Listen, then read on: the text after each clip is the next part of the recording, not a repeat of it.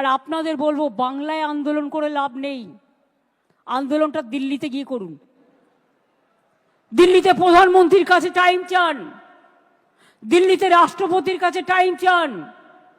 আপনারা সংগঠন থেকে অ্যাপয়েন্টমেন্ট করুন, দরকার হলে ট্রেনে যান, দরকার হলে প্লেনে যান, দরকার হলে অ্যাপয়েন্টমেন্ট করুন, করে আপনাদের প্রতিবাদ জানান।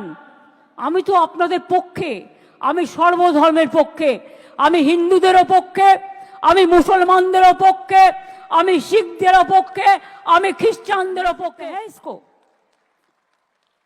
এবং এই জন্য আগামী একটা বছর আপনাদের ধৈর্য ধরতে হবে,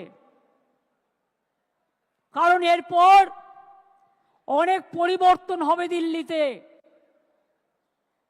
সেদিনটার জন্য অপেক্ষা করব। আবার নতুন সরকার হবে এবং নতুন সরকারে আশা করি হামাগুড়ি বাবু থাকবেন না।